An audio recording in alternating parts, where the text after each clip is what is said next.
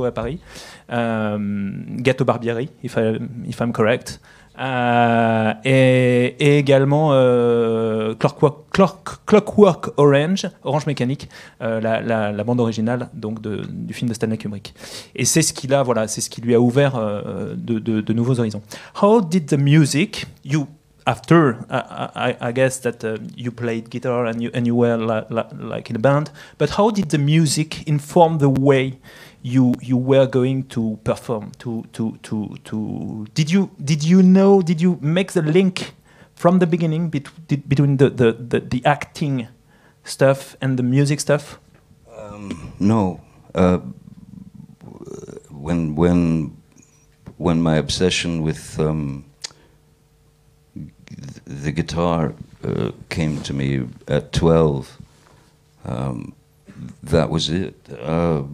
I had found everything that I needed. In fact, I can remember coming home from school, going directly into my room and just playing guitar for hours, or learning how to play, listening to records, or just trying to learn by ear, and for days and months, and eventually years. I don't remember puberty at all. I don't. I was playing the guitar and drooling. You know.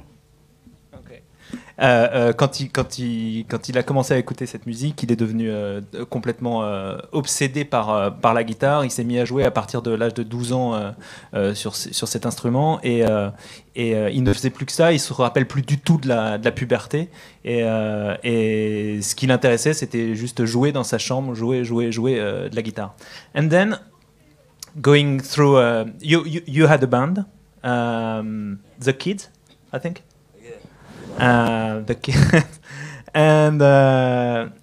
Et donc après, il a eu un groupe qui s'appelait The Kids, and then The Kids, you went to Los Angeles with The Kids, I guess. And donc il va avec les Kids à Los Angeles. The Kids splits. I'm going very fast, but because I want to come to movies, and then when it splits, you decide to go to the acting business. How was the first time you thought that you were going to play?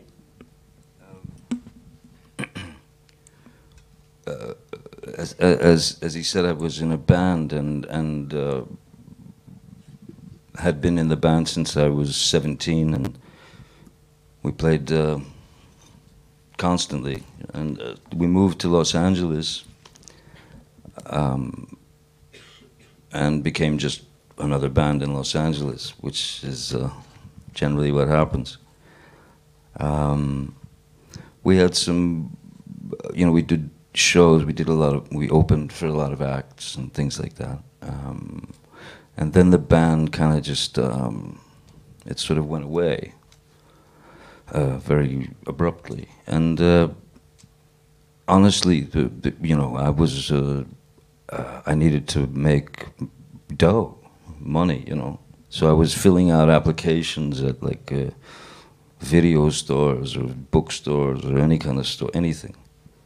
And then my friend, way back when, Nick Cage, said, I think you should meet my agent. I think you're an actor. And at that point, I would have met his grandmother for a job. So it was that. So I really had no interest at all in becoming an actor. I'm not sure I've ever decided to become an actor yet.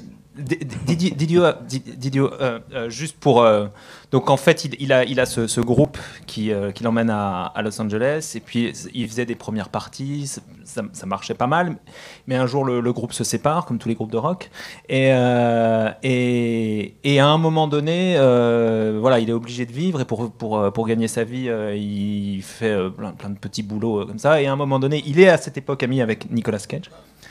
Et à un moment donné, Nicolas Cage, qui lui était déjà un peu dans le movie business, lui dit si tu veux, je te présente à mon agent. Et c'est comme ça, en fait, qu'il a eu ses premiers rôles. Et il rajoutait je ne sais toujours pas aujourd'hui si j'ai vraiment décidé d'être un acteur. Since you mentioned it, you've already said that you didn't know if you decided to become an actor. But I was wondering, how did you never learned any techniques, or you never read books, Stanislavski or whatever? Is it really pure instinct, the way you are acting? No, because there was a point when I realized that I had been somehow placed on another road, and that road was in the. It seemed to be in the acting world, and once I realized that was the road I was on, and that I was to take. That's when I dug in and studied at a place. It was a famous acting, facility for drama coaches and theater. The Loft Studio. So I studied there for a while, and then, but mostly what was two things: reading the right books, starting at the beginning, which is with the beginning is an actor prepares, Stanislavski. You have to get through that book first, and then you can approach the next. So. Essentially, what I've done is I've just handpicked the bits that I find help, or that I can use within the work, and even to this day, within the acting, when I'm making a film, music is still. A huge part of it, because music is the instant. It's instantly effective with regard to emotion. A certain song will take you back to some memory. From childhood or whatever, and you apply these things to the words or the work. I love that regarding that you are a lot of time at screen mute. You work with music. I love this idea, but we'll go on. That later. En fait, donc je lui demandais, c'est quelque chose qu'il a toujours dit, ça, qu'il se demandait encore s'il était acteur et si c'était vraiment, voilà, s'il y avait une vocation ou s'il se sentait vraiment comédien dans l'âme. Mais je lui demandais si, justement, vu les gens, vu son parcours et vu les gens avec lesquels il avait travaillé, si à aucun moment il avait senti le besoin en fait, d'apprendre. La technique, la maîtrise. Et donc ce que Johnny répondait, c'est qu'en fait il l'a fait à un moment donné, quand il a vu que justement il était en train de devenir acteur, qu'il était en train d'emprunter cette voie. Il s'est dit qu'il était peut-être temps justement d'acquérir les bases. Il a été dans une école de coach d'acting, de Loft Studio, which is in LA. New York, yes. Yeah, qui était donc Love Studio, qui était à LA.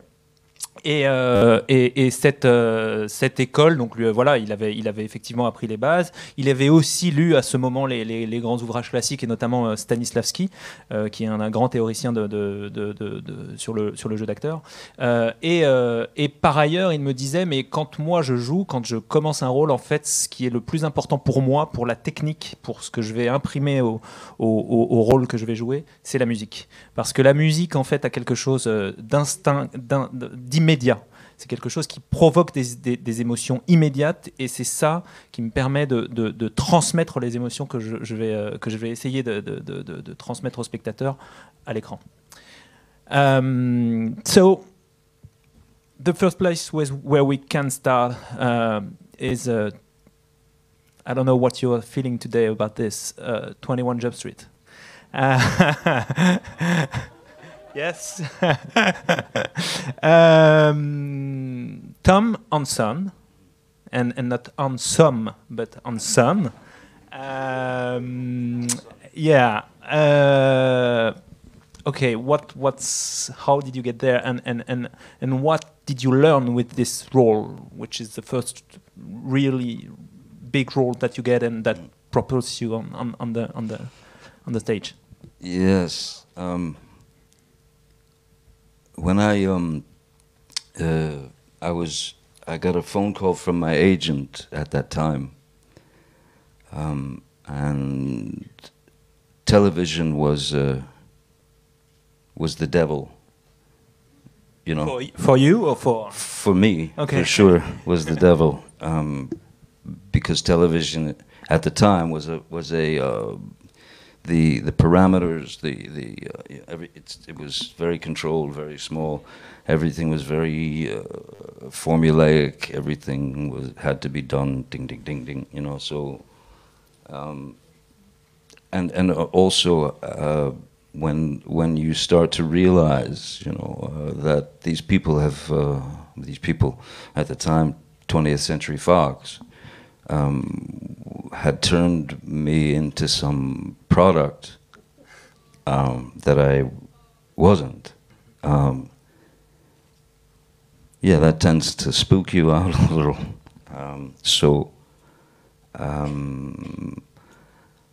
I feel a lot of different things about that period, that show. One, I feel that it was the best schooling that I could have had, because there's no better way to learn the process than just doing it, and doing it every day for hours and hours on end, for months and months and months out of the year, you know, 7-9 months out of the year. It's a great education in the process of making a film or whatever. So you learn quite a lot. The problem that I had was I was trying to fight the labels. I don't like the idea of being labeled as something, or well, because it's too simple. It's done to death, you know. Back then they would say, the new James Dean. Today, few of the media know who James Dean is, which is a tragedy, you know. But so I wanted to get fired from that show, and I tried for 2 years, and they wouldn't fire me. And I tried almost everything. I, you know, rubber band around my tongue, because if you're an actor and you've made a character choice, it's really nothing to do with them. So if I put a rubber band around the back of my tongue and I say that my character has a speech impediment, because the producers weren't smiling. But you are. Oh, I was smiling. Yeah. But it still didn't get me fired. It just made me look like an ass. which is fine. Sur 21 Jump Street, donc il a eu un coup de fil de son agent pour lui dire que voilà, il avait été casté pour jouer un flic dans des écoles. Wasn't it ironic that you left school at 15 and you were playing a cop in school, which is kind of crazy. Anyway. Donc il jouait ce flic infiltré dans les écoles alors qu'il avait, ce que je venais de lui dire, alors qu'il venait de quitter l'école, alors qu'il avait quitté l'école très très tôt. Et donc il a eu au début beaucoup de problèmes, enfin pas au début, mais il a toujours détesté en fait faire ce show pour une raison bête, c'est que pour lui je comprenais pas, pardon. Je croyais qu'on me demandait de m'arrêter. They're waving at you, so I'm waving to them for you. Et donc it's going to be tough. Et donc ce qui l'embêtait, c'était la télé. Pour lui, c'était le diable, c'est-à-dire effectivement tout rapetissé, tout dans des petits cadres, des petits formats, c'était vraiment l'enfer. Mais il l'a fait, et évidemment, et rétrospectivement, même si à l'époque il a eu beaucoup de mots durs contre la série, rétrospectivement c'est quand même ce qui lui a permis d'abord d'être connu, et puis aussi ça a été une très bonne école, parce qu'il y avait un rythme de tournage qui était très très très dense, très intense, et que c'était vraiment c'était le meilleur moyen pour lui justement d'apprendre le métier de comédien.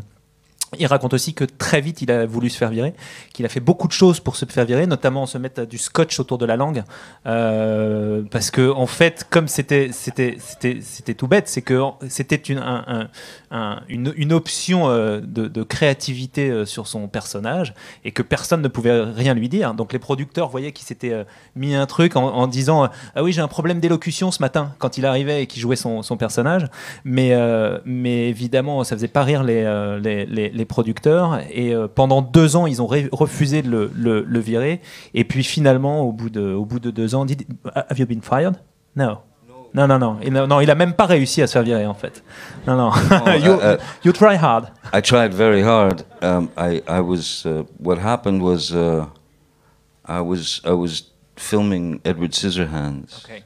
And I got a phone call from my agent who said that Fox had missed the date that they were supposed to let me know that we were doing another season. They hadn't made the date, so on legal bounds I was free. Okay. So I felt like Nelson Mandela instantly, you know. Il s'est senti comme Nelson Mandela quand il est sorti de prison, quand il a arrêté 21 Jump Street. En fait, son agent, you are already shooting Scissorhands? No. Ok. Il tournait déjà Edward aux mains d'argent avec Tim Burton, et en fait, il a eu un coup de fil de son agent qui lui a dit ils ont oublié de renouveler ton contrat, donc tu es libre. Et c'est pour ça qu'il s'est senti libre. You were speaking about Edward Scissorhands, which is like there is, of course, Cry Baby, which is kind of very important in your career. If we just 1 minute about Cry Baby, what I love is the last shot of the movie. J'adore le dernier plan personnellement du film Cry Baby de John Waters. You're crying. You are finally crying, and I always seen this shot as a metaphor of, you know, at last you were free of 21 Jump Street, free of garbage stuff, and that you were becoming an actor. Was it something that you had in mind when you were doing this movie? Definitely. I had been doing the series. I had been doing Jump Street for a couple of years, and there were film offers that came in, but the film offers that came in were exactly the thing that you would expect for a young actor coming up. Give him a gun, give him a beautiful girl, give him some criminal activity to sort of fight against, and then whatever the rest of that movie is, which we've seen We've all seen thousands and thousands of times. So I waited and waited and didn't do any film, waiting for the right one. And then one day, a script came from John Waters called Crybaby, and John had done his research, so he knew that I was at the time, on all these like sort of teen magazines, there's my head, and he knew that I was not comfortable with that attention, or so he chose to write the film with me in mind. He said he felt like a horrible pervert when he went to magazine stands to buy all these teeny bopper magazines at the time to write the script. But when Crybaby came and I read it, I knew there was no question that's the first step I take in on my road. So I had planned to do what I could to build my own road.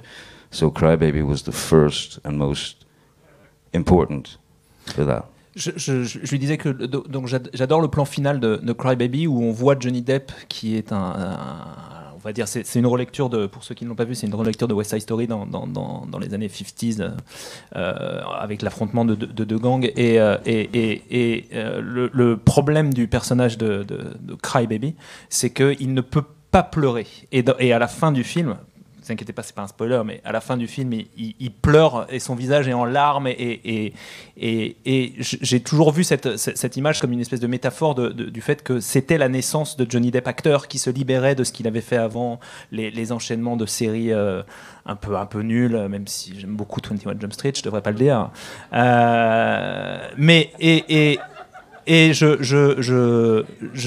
Pardon. Non, mais j'ai beaucoup d'affection aussi pour la série. Non, c'est bien. Et donc, il me raconte que donc à l'époque, en fait, c'est John Waters qui lui a transmis le scénario. Et qui effectivement avait vu les couvertures. On n'imagine peut-être pas ce que c'était à l'époque l'impact de 21 Jump Street, mais Johnny était devenu une star, une teen star, vraiment. Il y avait son portrait sur tous les magazines, voilà. Et John Waters avait vu ça, avait vraisemblablement flashé sur sa gueule d'ange, et parfaitement mise en valeur d'ailleurs par les revues de l'époque. Et l'idée, c'était de lui proposer ce rôle pour briser aussi une manière d'être. Et John Waters raconte que quand il allait dans les librairies pour acheter des dizaines de revues, il avait l'impression d'être un pervers pour acheter les magazines d'ados. Mais c'est effectivement le premier film où il a eu l'impression de se libérer et de tracer le premier acte, en fait, de ce qui allait devenir une carrière. You are speaking about a career. Do you view your own work as a career now? Est-ce qu'il voit justement sa filmographie comme une carrière qu'il aurait façonné that you would have shaped through the years? I think I use the word career only as it's like a faiblesse, of what's another word?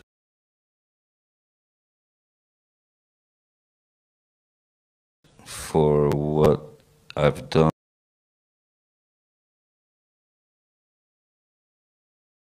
I have no idea. I know that I've done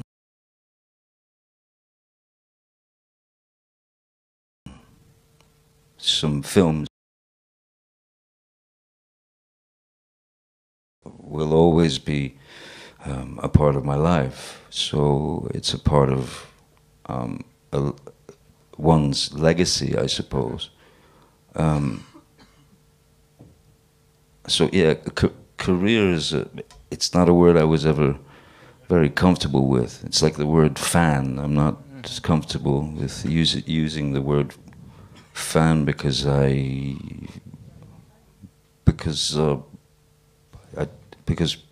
they're people. They're the people who go to the cinema to watch the film and pay their hard-earned money. So fan was never a good. It's never a word that I liked because before I would call anyone a fan, they're my employers, they're my boss, and they're the studio's boss. And I think it's time that the studios understand that you guys are the boss, not them. You know? Donc je vais traduire, mais je vais commencer par la fin.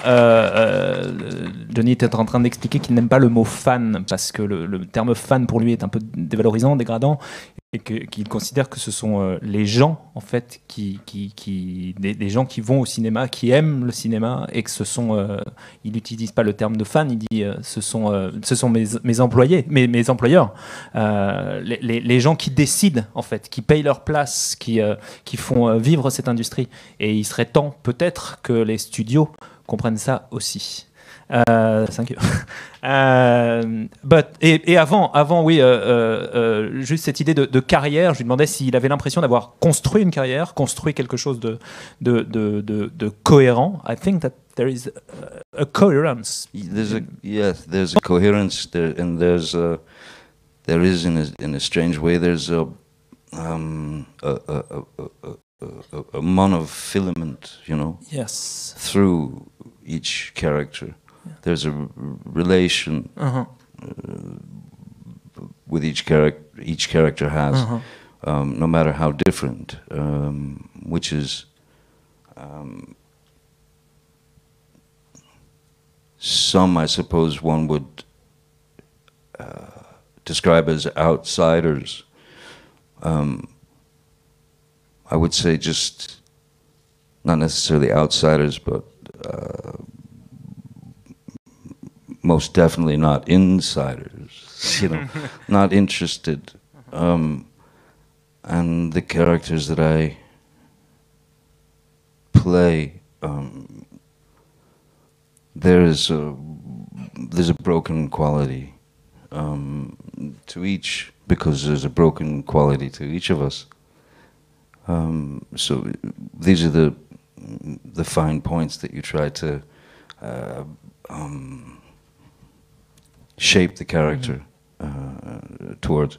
So they are related, even though they're quite different. But so I definitely had a plan in mind for me. I just didn't know what means how I would use it, because I didn't know what films would be coming or not, you know. So it was the early films. Every time out was a roll of the dice, because if they didn't make money, then the studios didn't look at you. And for about 20 years, my films didn't make very much money. Je lui demandais donc s'il y avait une carrière, et donc au début il expliquait que c'était surtout, il aimait pas tellement ce terme de carrière, que pour lui c'était des films qui se superposaient les uns aux autres, qui s'additionnaient, mais que le terme de carrière était pas quelque chose que c'était un mot qu'il utilisait par manque de voilà, quand il y avait pas d'autres mots possibles. Mais je rajoutais quand même qu'il y avait quand même malgré tout une cohérence dans sa filmographie. Alors est-ce qu'on appelle ça une carrière, j'en sais rien, mais qu'il y avait une cohérence, et Denis expliquait que effectivement il y avait au moins la cohérence de cette idée que tous ces personnages sont globalement, enfin les personnages principaux les plus importants sont hot. Que tous ces personnages étaient des outsiders, ou en tout cas n'étaient pas des insiders. Donc c'est vrai que c'est quelque chose qui caractérise tous ces personnages, et que c'était important pour lui, et que ce qu'il aimait en fait, c'était aller chercher le côté cassé des gens. Il aime bien les personnages un peu cassés, broken quality of characters, et parce qu'il pense qu'on a tous quelque chose en nous de cassé. There is a saying, I've written it down somewhere, but anyway, I love that Tim Burton, because we are going to speak about Tim Burton. Tim Burton said that you like people that are broken, that are yeah, you're broken too. So so you like people that are broken. Je comprends. And there is a lot of girls classé. in the audience that are broken now. So I guess maybe C'est bien. On n'est pas mal, on est bien. On est cassé, mais on est là.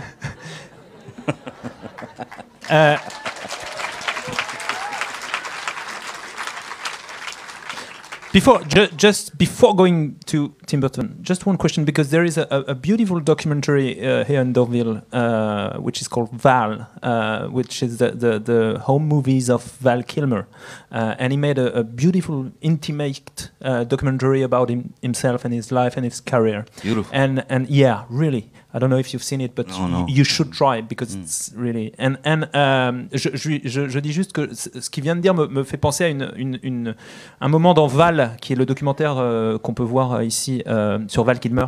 Val said that he tried hard to not to do always blockbuster, and I know that it's your case, and he said that it's a path where you are very much alone when you choose this road. Val Kilmer a dit dans le film que c'est à un moment donné, il en avait marre de faire des blockbusters, il a arrêté Batman, voilà, parce qu'il ne pouvait pas faire son métier correctement, son métier d'acteur. Et dans le documentaire, il dit que c'est un moment donné où il s'est retrouvé choisir justement ne pas faire les blockbusters, ne pas jouer le jeu de l'industrie, not playing regarding the industry game, l'a rendu seul et l'a vraiment condamné à une forme de solitude. And I wanted to know if it was your case, if you felt alone and that you knew that it was a brave, audacious move. The idea of any accolade like a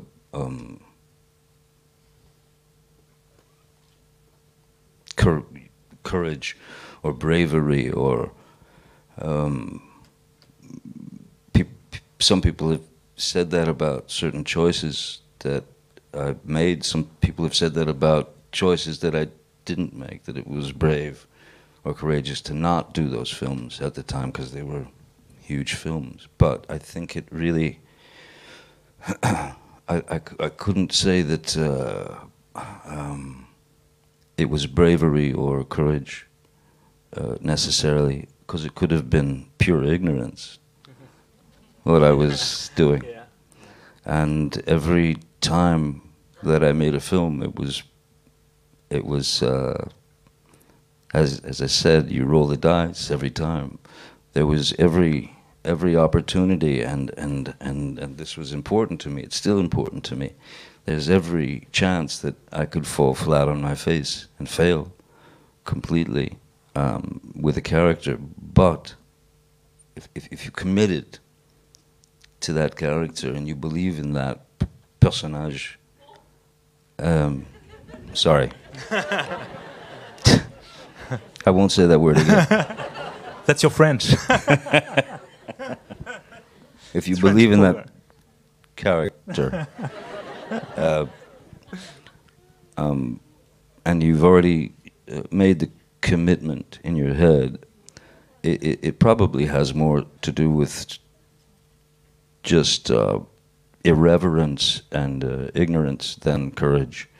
I just knew that I couldn't, me personally, I couldn't go out there and do those films. Because for me, I suppose at the time, I was thinking early on, Jesus, I guess I'm I guess I'm supposed to be an actor now, so I know I don't want to be that, one of those, the things that come out of big factories, assembly line. Product. I wanted I wanted to at least try to approach it in a sort of punk rock sense, to be a punk rock actor, I suppose.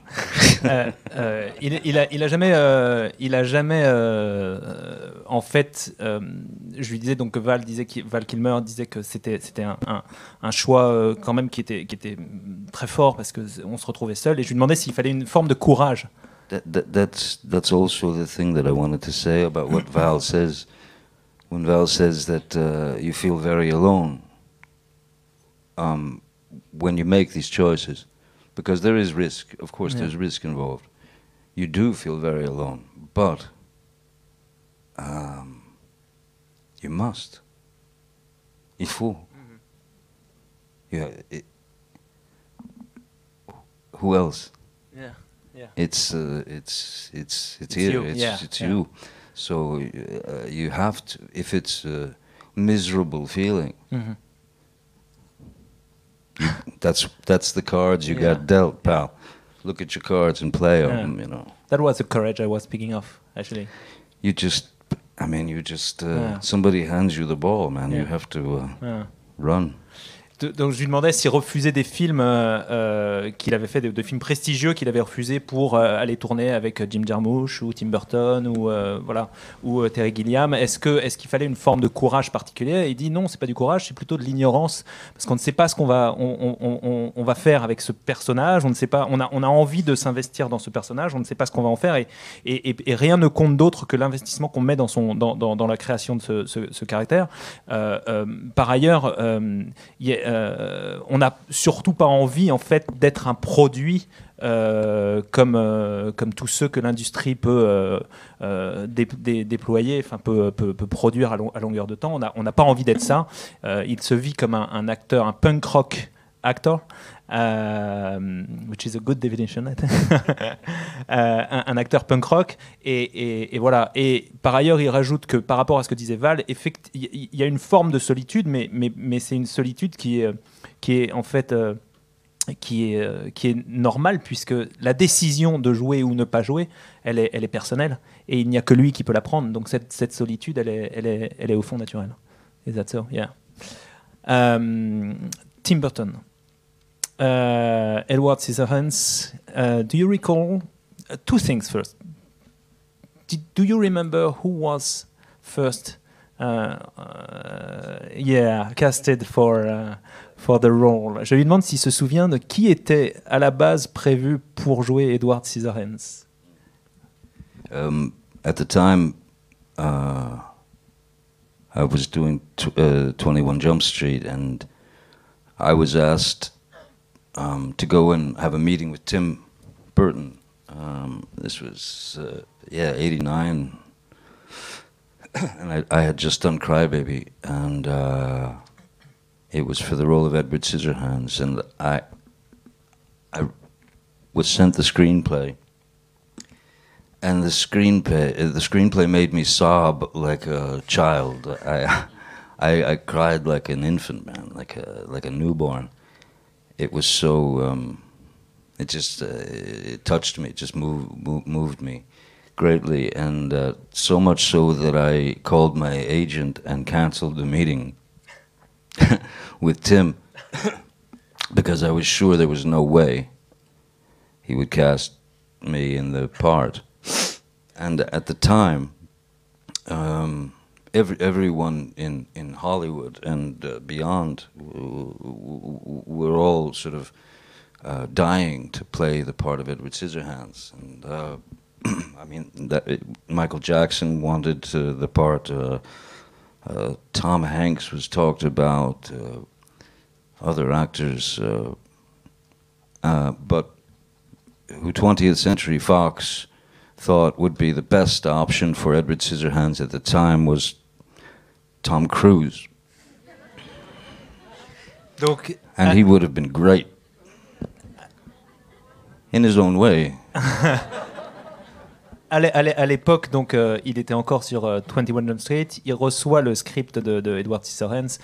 Il le lit et il se met à pleurer. I guess that you sob because of the beauty of the part of the story. The purity, the innocence, I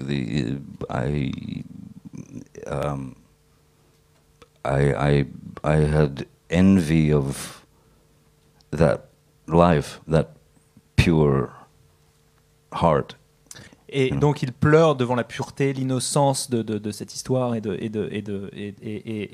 l'envie de jouer ce rôle, à tel point qu'il annule le rendez-vous qui avait été fixé avec Tim Burton en se disant bon, de toute façon ça sert à rien, j'aurai jamais ce rôle. Surtout que à l'époque beaucoup de stars étaient déjà pressentis pour ou en tout cas avaient été sur les rangs pour jouer Edward. On avait pensé à Michael Jackson, on avait pensé à Tom Hanks, il y a d'autres noms, et il y a notamment mais celui que le studio voulait était Tom Cruise, qui, selon Johnny, aurait été parfait dans un autre registre.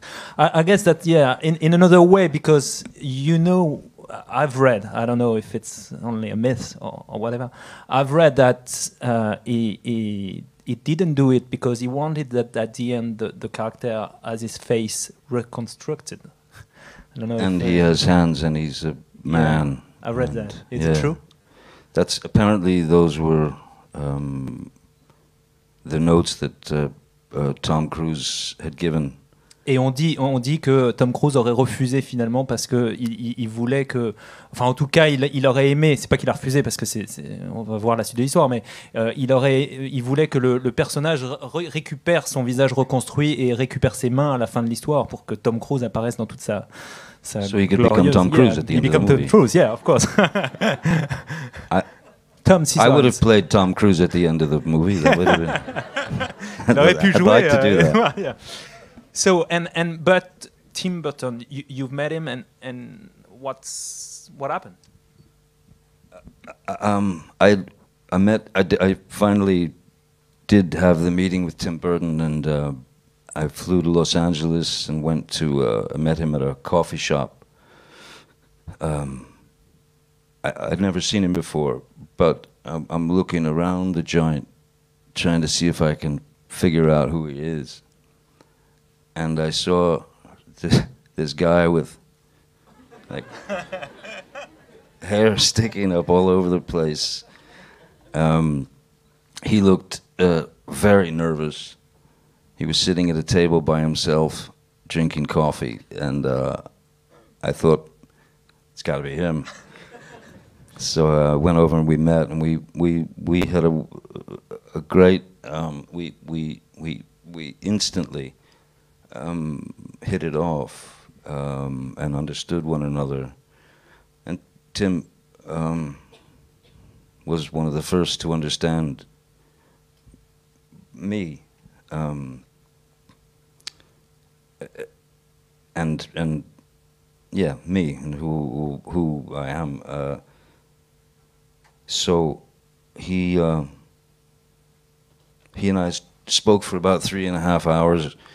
We drank about 7 pots of coffee, and by the time I left there, I was chewing on my spoon, literally chewing on it. So it was a great meeting, but I thought it's never going to happen. And then 1 month later, I got the phone call which said, "Hey, you're Edward Scissorhands," which that was the moment I knew. As I had with Crybaby, there was the first step.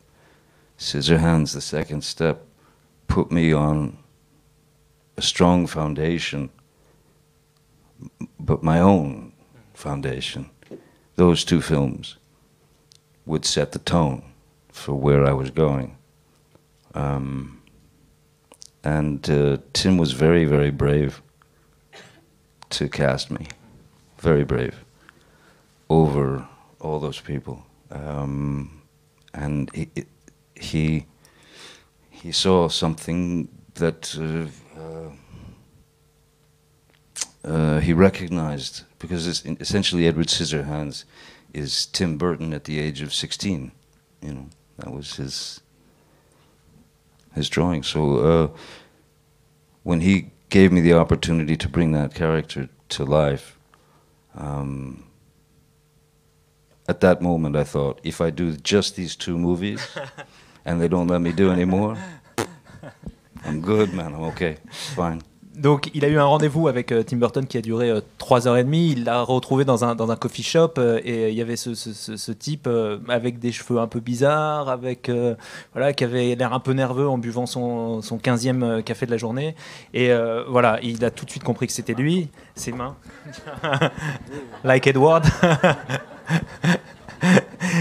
Et ils ont parlé pendant 3h30 et ils se sont compris immédiatement. C'est instinctif, animal, would you say? Yeah. Tout de suite, yeah. Tout de suite. Et c'est lui qui lui a offert ce rôle qui a été effectivement le premier. Enfin, Cry Baby est la première étape, mais ça, c'est vraiment l'étape qui pave le chemin pour tout ce qui va venir après, tous les rôles qui vont venir après. Et il en rajoute que Tim a été très courageux de le caster parce que Burton en fait s'est opposé au studio qui voulait effectivement des acteurs plus prestigieux, et il a tenu bon pour imposer le jeune acteur de série télé Johnny Depp dans le rôle face à Tom Cruise. Donc. How did your companionship with Tim Burton evolve through the ages? Because obviously it's one of the key collaboration of your career. I mean Tim and I on Scissorhands, there was a language developed that. I mean, there were times when Tim and I would have a conversation about the character or the scene. Could be 5 minutes, 10 minutes, and then, you know, immediately after, a crew member would come over to me and say, "I just heard you and Tim speaking about the scene, and I didn't understand a word you guys were talking about. I don't think either one of you finished a sentence." And so there is this strange language that we've developed over the years. And after Scissorhands, again, one of those things that just happens out of nowhere. The phone rings, it's Tim. This was 92 or 3. And he said, because it's Tim and he's very, you know, "Johnny, what are you doing? What are you doing?" I said, "Nothing, man." He said, "Can you meet me at the some bar in Hollywood? Can you meet me there?" I said, "Sure." "When?" He said, 20 minutes. So I said, "Sure, yeah." I go down there, I meet him at this bar, he's sitting there, and first thing he asked me, he says, "You ever hear of a guy named Ed Wood?"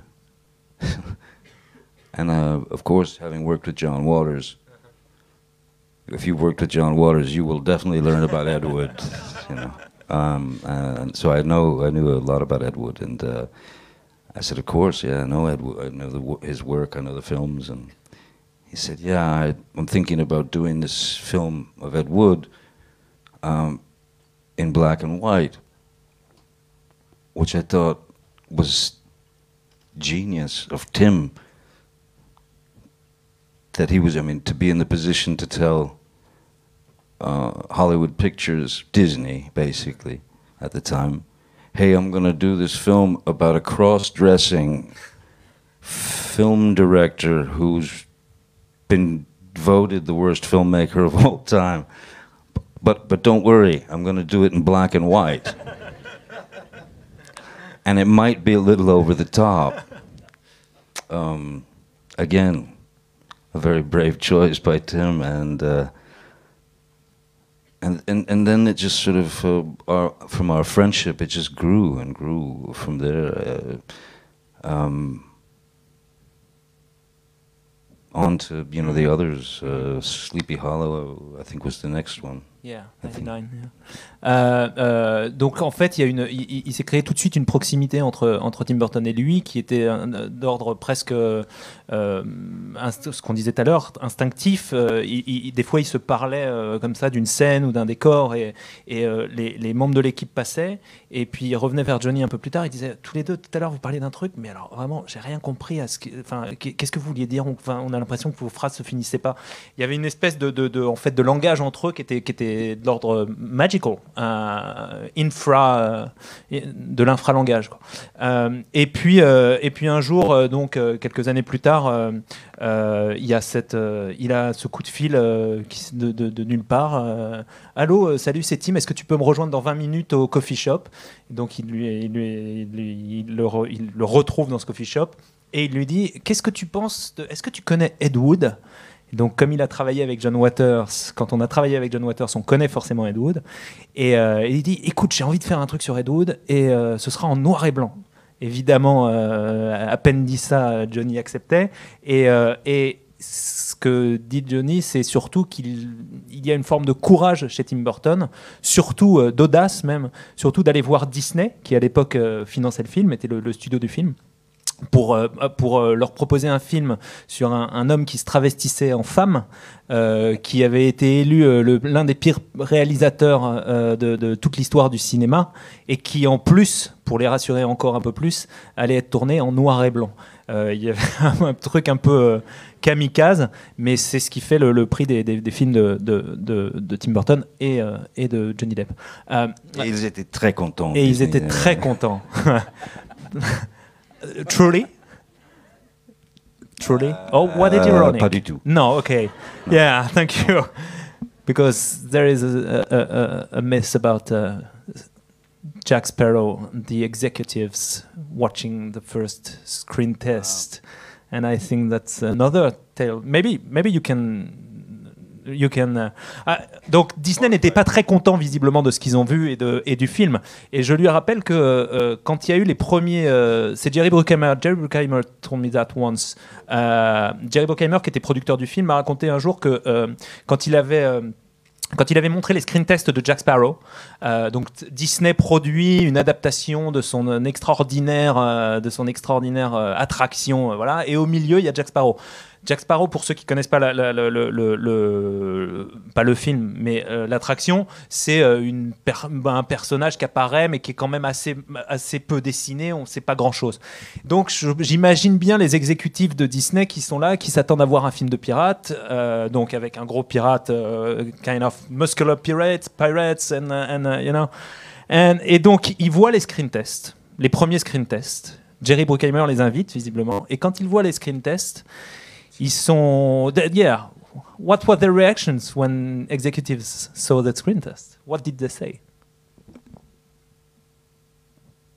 Why is he doing that? Pourquoi est-ce qu'il fait ça? Why? Yeah. Why is he doing that? What does it mean? Qu'est-ce que ça veut dire? I don't understand a word he's saying. Je ne comprends pas un seul mot de ce qu'il raconte. We will have to subtitle the film. On devra sous-titrer le film. Can we fire him? Est-ce qu'on peut le virer? Actually, Jerry Bruckheimer told me that they wanted to cut your part. Is it true? They wanted to be as far away from me as possible. Yeah. They really did. Yeah. And what was Is he gay? They asked also. Yes, I got a phone call from one of the upper echelon, one of the bosses at Disney, a woman named Nina Jacobson, and she called me on the phone and said, "Johnny, please, just tell me, what's wrong with him? Is he insane? Is he drunk? Is he gay? Is he?" And that was the moment when I thought, I'll finish this now, you know. And I said, "Nino, you didn't, of course you know that all my characters are gay." And she basically just said, oh my God. Um, and so, yeah, for about the first 2 months of shooting, Disney was very, very shocked, and they hated what I was doing. Michael Eisner was even heard to scream, you know, Depp's ruining this movie. He's ruining Disney. And I told him, look, if you're that uncomfortable, you can please fire me. Please pay me. Again. Please pay me, but fire me and get somebody else. And luckily they didn't. And when they saw the character cut together, they started to notice that things got a little funnier. And it wasn't until the first real screenings for an audience, that was when they learned, oh my God, these people actually understand what he's doing and saying. You know, they're laughing, and so it was, once again, it was the people who saved me. You know. Il y a donc en fait quand après les premières projections, effectivement, Nina Jacobs qui était chez Disney l'a appelé en lui disant Johnny, qu'est-ce qui se passe? Qu'est-ce que ça veut dire? Est-ce qu'il est ivre? Est-ce qu'il est fou? Est-ce qu'il est gay même? Et à ce moment-là, Johnny s'est dit ok, bon, c'est fini. Donc je comprends que je ne ferai pas ce film, ou en tout cas qu'on va me retirer. Et il lui a dit mais enfin Nina, vous savez bien que tous les personnages que j'ai joués sont homosexuels. Et bon, évidemment, branle-bas de combat chez Disney, on imagine. Et il y a eu d'autres screenings. Il paraît qu'on a entendu Michael Eisner, qui était le grand patron Disney de l'époque, hurler en disant qu'il fallait se débarrasser de Depp. Et Johnny Depp est allé là-bas. Il leur a dit virez-moi, payez-moi, mais virez-moi si jamais il y a un problème, je comprends. Et puis en fait, progressivement, il y a eu des tests, des screening tests avec du public. Et encore une fois, les spectateurs, vous, avait sauvé et ce rôle et sa carrière, a new career. I was wondering. I was wondering if you there is from Jack Sparrow, from Scissorhands to Jack Sparrow, and going to Raoul Duke or William Blake. I wanted to ask you a question about your influences in terms of physicality. You speak about music. I wanted to speak about silent movie stars. Because there is some, you are very mute a lot of time, and a lot of things go through your eyes first, and Vincent Gallo said some beautiful things about your power of stillness, and your gift of observation and of placidness. I don't know if you, and I wanted to know what's your relationship with those actors, Lon Chaney, Chaplin, that you loved. Can you elaborate a little? As a kid, just on I think it was public television. You could watch old silent films. So maybe I was 9, 8, 9, 10, watching these silent films with Charlie Chaplin and with Buster Keaton and with Lon Chaney Sr. and I became obsessed with these people. I became obsessed with silent films, and what I suppose fascinated me mostly then, still fascinates me now, is that they did not have the luxury of words. Everything was. I mean, some of that acting is rather grand and a little bit German expressionistic, but it's still everything is behind the eyes, and everything is in the body, language, and the timing. And again, if you have to speak volumes and speak layers of things with nothing but body language, movement, thought, and emotion, they're untouchable. What they were able to do, plus the physicality of their work. Lon Chaney Sr. Had his legs bound behind him to do a film called The Penalty, where he played his legs had been cut off. It's some of the most brilliant acting I've ever seen, physical acting and emotional. Keaton, I think Buster Keaton never failed.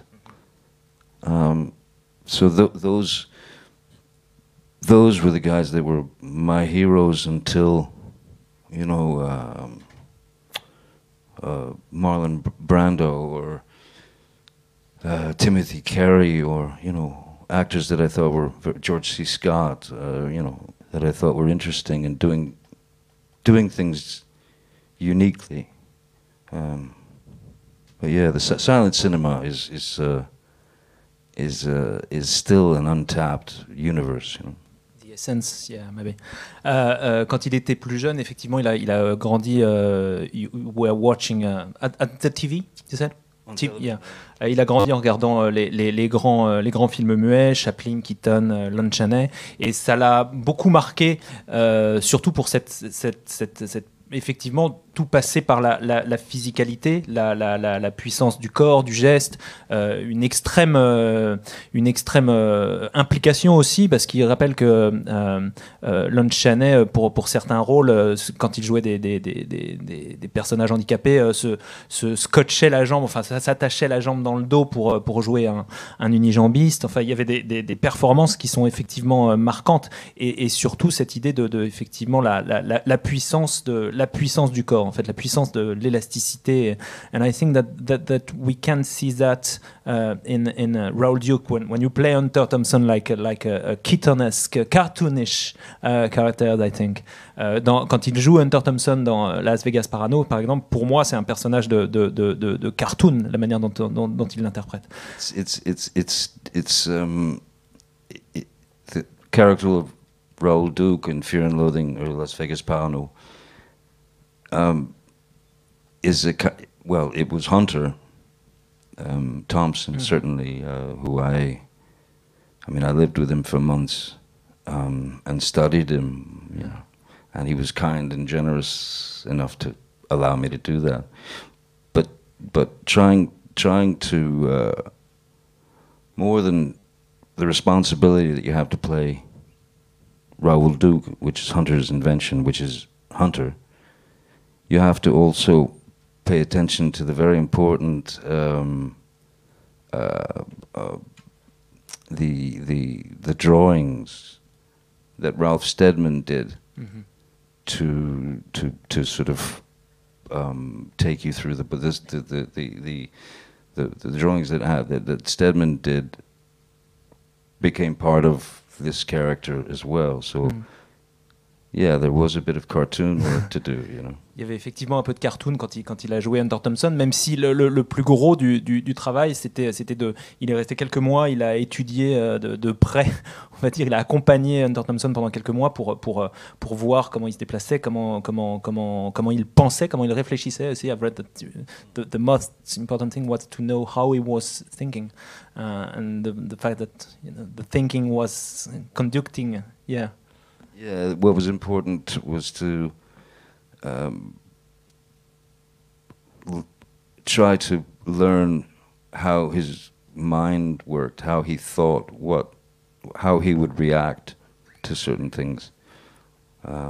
So I watched him like a hawk and videotaped him and pissed him off, but it worked. Et donc c'était effectivement de savoir comment il réfléchissait. There is a room for just one quick question because it's been an hour or so roughly. Thank you for your time, Johnny. Just a quick question about Hollywood nowadays. Do you think there is still room for Johnny Depp, for actors like you, stars like you that decide not to be a product, and is it tougher than before?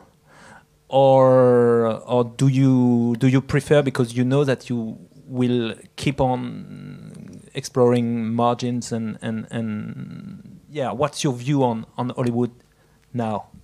Je lui demande s'il y a aujourd'hui encore de la place pour des acteurs et des stars aussi atypiques, on va dire, que Johnny Depp dans un Hollywood, on le disait tout à l'heure, qui en tout cas pour les gros films, les gros spectacles, sont beaucoup plus aseptisés qu'il y a quelques années. Est-ce qu'il y a encore de la place pour Johnny Depp, et surtout, est-ce que ça ne va pas justement l'encourager à aller chercher dans les marges, comme vous verrez City of Lies tout à l'heure, Minamata aussi, qui est un film dans lequel vous jouerez. Voilà.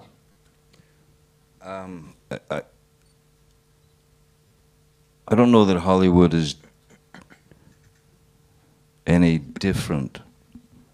Hollywood itself, meaning the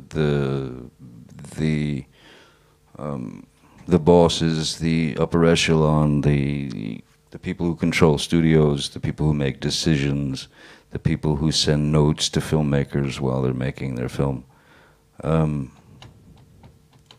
I've experienced it firsthand for 30 years or so. So, and I've done the Hollywood. I've done films with studios, and I've done films on shoestrings, shoestring budget, and the one thing is this: though film cinema is definitely a collaborative effort, nobody goes out there and does everything alone. It's about this coalition, this group of people all working towards the same goal, and that is to make the best film you can make. But in Hollywood itself, where I would say Hollywood makes more movies, just movies, less film, less cinema. And I think that, having experienced, having read notes that get received by filmmakers during, I'll give you a great example. This is 20th Century Fox again. I was doing a film in the Czech Republic called From Hell. And From Hell was a film about Jack the Ripper. So if they are paying for this film about Jack the Ripper to be made, they're financing it, 20th Century Fox, you know that there's going to be a lot of blood. I mean, you would imagine, right? There's going to be a lot of blood in a Jack the Ripper film. There's going to be a lot of violence. The first set of notes that the Hughes brothers received from 20th Century Fox was, after seeing dailies, after seeing parts of the film, the amount of horse dung in the streets must be regulated. There's too much horse shit in the streets. You've got to get rid of it. But wait a minute. What about the blood? Give a fuck about the blood. We don't want to see horse poop in the movie. And when I saw that note, I knew I had to get out of Hollywood.